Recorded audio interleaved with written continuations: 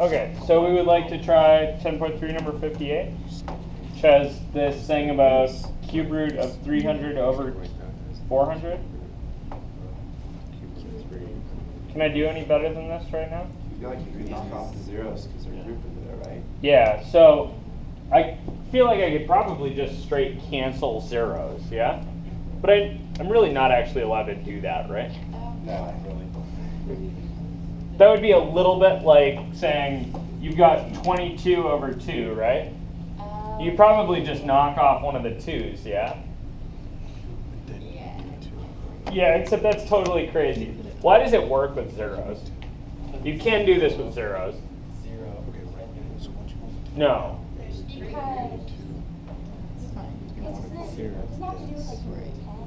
Because it's tens, right? Every zero here represents a factor of 10, right? So really I could think about this thing as being the cube root of 3 times 10 times 10.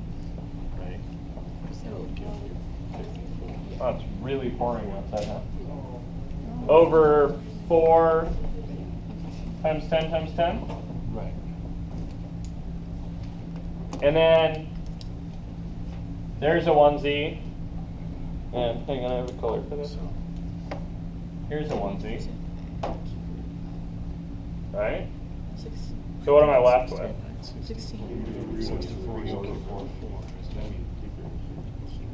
Cube root of 3/4. Right? 54. Can I do any better than this? Yes. Okay. So we could say this is the cube root of 3 over the cube root of 4. Right. And then you multiply. Okay, you guys want to get the cube root out of the bottom, right? Because you were kind of taught to do that. Right. Okay, let's get it out of there. Close. Okay, I want to think to myself, Cube root is 16. I should multiply this by something, right? And I want the, Not the conjugate. yeah, I don't want to conjugate here because there's no sum or difference, right? But here I want to multiply by something so that the cube root of 4 turns into an honest integer, right? So 4. 16. 16. Okay. A better way to think, Okay. for me at least, the way that I find these to be most reasonable, is to think to myself, okay, this is 4 to the what power? 1/3. 1/3.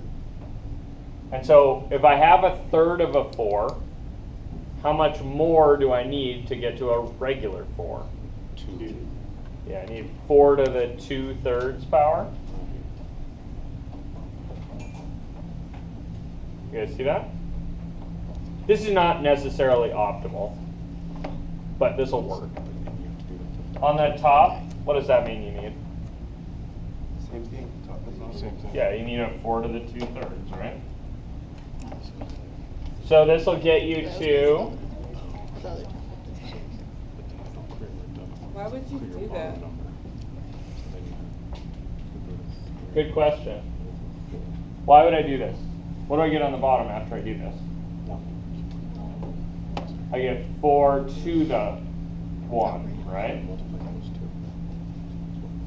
That's adding the exponents.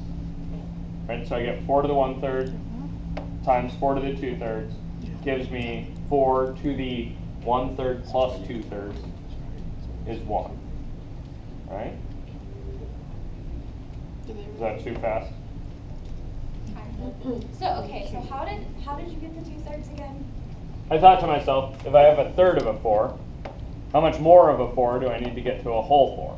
Oh, okay. I need 2/3, right?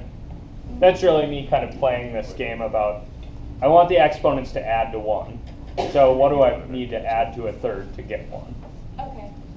So here's a thing I can add to a Because third you to get 1. wanted the bottom to be a whole. Yeah, I want the bottom to be a nice regular number, right? On the top here, what do I end up with? 4 to the 2/3. Yeah, I've got 4 to the 2/3 power. Okay, so in my next step, I've got the cube root of 3 times 4 to the 2/3, and this is going to be over 4. You do any better than this? Yeah, maybe a little. How could I do better than this?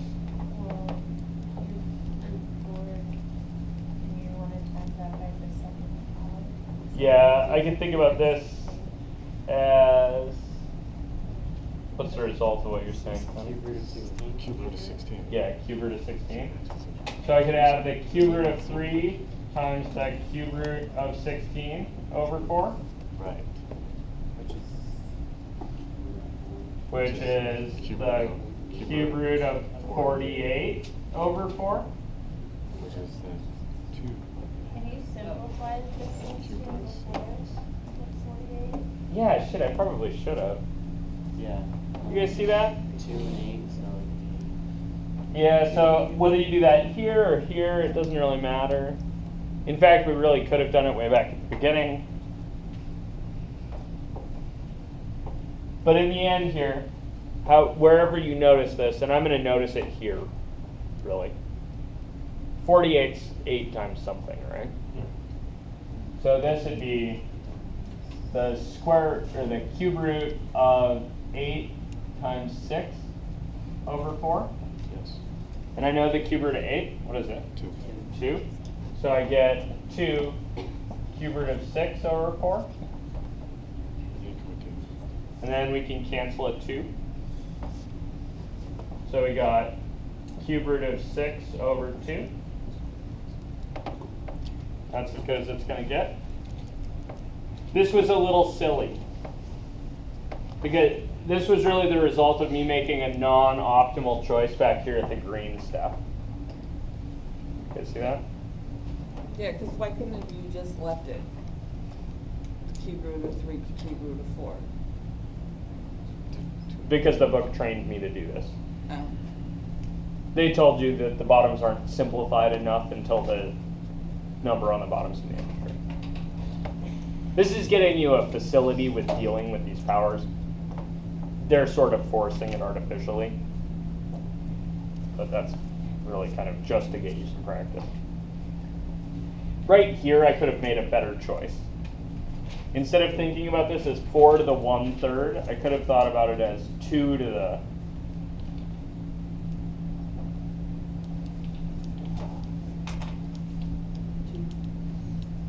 Would it be ever been any different if we just did 16 over 16 times that? Yeah, 16 over 16 won't help you. Yeah, it won't get rid of that cube root, right? I need something to I need something under a cube root to kind of slam that root up to the top. Okay. A better thing I could have done is I could have looked at this 4 as 2 to the 2/3, and then I could have noticed that, what do I need down there? 1. I need 1/3 of a 2. So I could have multiplied instead by, so instead of this piece, I could have multiplied by just the cube root of 2.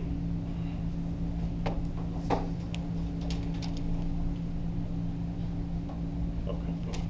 There are a lot of ways to think about this. Another way to think about this would be to look back here and think to myself, okay, I've got the cube root of 4. What do I need to multiply 4 by before I get something I can cube root? How about, I know how to cube root 2, or I know how to cube root 8. Right? So if I multiply this 4 by 2, then I'd be able to do that cube root. That's going to get you to this thing again. So tell me why it would be good to multiply by Okay. So if you multiply a cube root of 4 over cube root of 4, you'll just get cube root of 16. uh-huh. So I'm going to multiply by cube root of 4 over cube root of 4. So in my next step, I'll have cube root of 12 over cube root of 16. And then I don't know what the cube root of 16 is. Uh-huh. So you can pull a 2 out. So you get 2 cube roots of 2 over the cube root, or sorry, the cube root of 12 over 2 cube root of 2s. And then you still got a cube root at the So bottom. you just kind of cycle. Yeah. Okay. So you have to convert it to the exponential notation. You don't have to convert it to exponential notation, but what you need to think about is, what have I got to multiply this by to get an honest number down here? And that's not going to be the cube root of 2, or the, in this case, the cube root of 4. Because 2 cube roots of 4 doesn't get you 3 of something. What's that? Maybe kind of a dumb question, but I still don't see your process of thinking with that 4 to the 2/3 power and getting that to a cube root of 16 there. Can I see what you're thinking when you're? Oh, this guy? Yeah. Yeah, absolutely. So I'm thinking this is the cube root of 4 squared.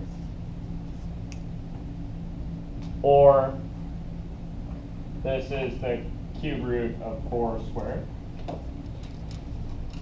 Right, I've got a power and a root going on with that fraction. So if I didn't know how to cube root 4, right, so that I could square it, maybe I would think about, I'll square 4 and then just write cube root of it. So this is, 16 is 4 squared, and then I'm cube rooting that. Guys pull that? These problems feel a little bit awkward and forced, because they are a little bit awkward and forced. I would really be mostly okay with leaving things here, except that your book has this, they want you to develop this skill, and it's not a bad skill to develop. Okay? So this is really a half decent spot to stop. Fiddling with it is basically practice with number sense, and that's